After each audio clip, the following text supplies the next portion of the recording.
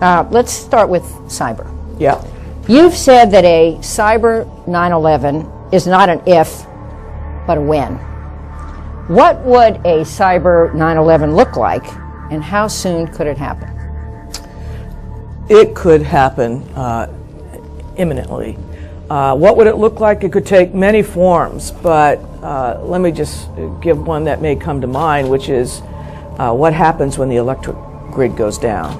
We saw that during Sandy, and you see how that impacts everything from the ability to heat homes, to the ability to pump gasoline, to the ability to have lighting at night, everything. So when we look at the nation's critical infrastructure and where it is vulnerable, one of the vulnerabilities is through the cyber and the networked cyber world that we live in. So we have been, kind of trying to get this word out. The Secretary of Defense has, I have, the Attorney General has, the Chair of the Joint Chiefs has, saying, look, we shouldn't wait till there is a 9/11 in the cyber world. There are things we can and should be doing right now that, if not prevent, would mitigate the extent of damage that could be caused. Turning now to news here in the United States. Secretary of Homeland Security Janet Napolitano has announced today that she will be stepping down from her position in Washington. Joining me now is F. Michael Maloof, former security policy analyst in the Office of the Secretary of Defense and author of the book A Nation Forsaken, EMP, the Escalating Threat of an American Catastrophe. Michael, welcome. Thank you. Just to define terms, electromagnetic pulse? Yeah, it's an intense burst of electromagnetic particles that come descending on down and can absolutely destroy all of our electronics if they're unprotected. Isn't, back in the 80s, the northeastern power grid shut down one day and nobody knew why, and it turned out later it was a bunch of particles coming from the sun, as I recall. Yeah. Isn't that a kind of a mini example of EMP? Well, we have a mini EMP could be from a solar burst. We're now going through one of our most intense periods, 11-year cycle of the sun, and NASA has raised all kinds of concerns about that, especially if we were to get a direct hit.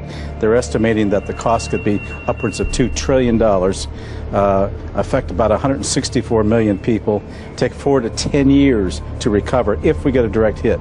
Wow. And that's basically, it comes out of a sunspot, and so it's like the sun is blowing it out somewhere in that 360 degrees, and if we happen to wander through that. Exactly. If it comes from approximately the middle of the sun, it could result in a direct hit on Earth. Some of these solar flares can be 2 to 3 times larger than the Earth itself. Wow. And what would it do? It will fry your electronics. You see, the United States is a technology-based society, whether it's our internet, our telecommunications. We have very critical infrastructures. They're all dependent upon electronics, the national grid system. But when the electricity goes out, the water goes out, the sanitation systems go out. Everything. We couldn't go without very, very long. An electromagnetic pulse can be devastating to the grid. And it is not something that has to be, or necessarily will be likely to be, carried out by an adversary. It can be carried out by the sun. You could have a very substantial share of the U.S. Go down from the EMP. Due to resource constraints caused by sequestration, Air Force Space Command officials have directed the 21st Space Wing to prepare to discontinue operations at the Air Force Space Surveillance System by October 1st. By discontinuing operations, the space surveillance system would not be maintained in operational status. In recent days, top U.S. law enforcement officials, including the FBI director, have warned that there's a potential for a much bigger and much more consequential cyber attack in the near future. It was just yesterday that Homeland Security Secretary Janet Napolitano said our country at some point will face a major cyber event that will have serious effects on our lives, our economy, and the everyday functioning of our society. NASA did a study and its findings are now out. We're not talking about global warming, a brand new government study on the very real destructive threat of solar storms. I want to show you New York City at night. Times Square, drove through here at 8 o'clock last night. Streets are empty, but the electric power grid would be wiped out by the current. Lights and computers, transportation, hospitals, all would go down. The study warns it would be a disaster, far worse than anything we have seen before. DHS Secretary Janet Napolitano warns of serious cyber attacks and unprecedented natural disaster. The outgoing Homeland Security Secretary has a warning for her successor. A massive and serious cyber attack on the U.S. homeland is coming, and a natural disaster, the likes of which the nation has never seen, is also likely on its way. Fighting tirelessly to inform the American people of the very genuine danger of an electromagnetic pulse attack. This could be one of the most catastrophic events we've ever seen, and in some ways would be even worse than a nuclear weapon in a single city, because it could literally paralyze the whole country. It's a scientific fact. Virtually every physicist who's looked at it agrees it is a real danger. And we've learned recently that that danger is compounded because the sun routinely produces waves that, if they hit us at the right time and the right strength, can basically create the equivalent of an electromagnetic pulse attack. And it's pretty clear that that particular wave, if it hit today, with the amount of smartphones and computers and electronics in our car, etc., would be a disastrous event that would cause an enormous amount of damage and put us in a very difficult situation. A solar flare that could have caused a catastrophic electromagnetic pulse, or EMP, barely missed Earth about 2 weeks ago, according to a former member of the Congressional EMP Threat Commission.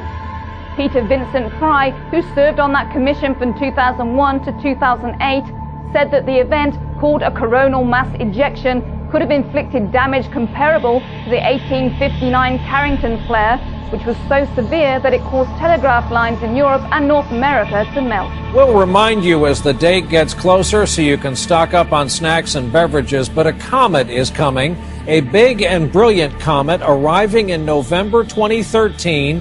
It could potentially be 15 times brighter than the moon and visible in broad daylight over the U.S. We will be your Comet Network, and we'll keep you updated. Comets have the ability to affect the energy output of the sun. When that happens, we then get severe weather on Earth. So there's many aspects to the effects that these large comets can have on the solar system and on planet Earth. But the bottom line is, comets are not dirty snowballs.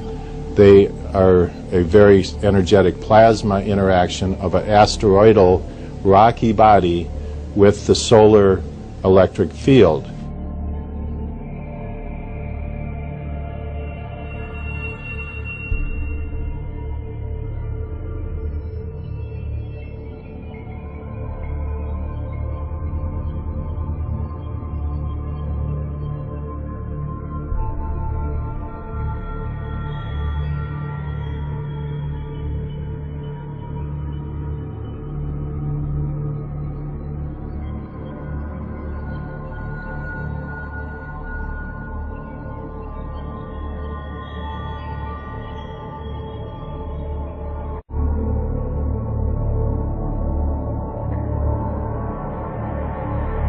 We are only one act of madness away from a social cataclysm, unlike anything our country has ever known. EMP is one of a small number of threats that could hold at risk the continued existence of U.S. civil society. I want to think of that as a hurricane in space.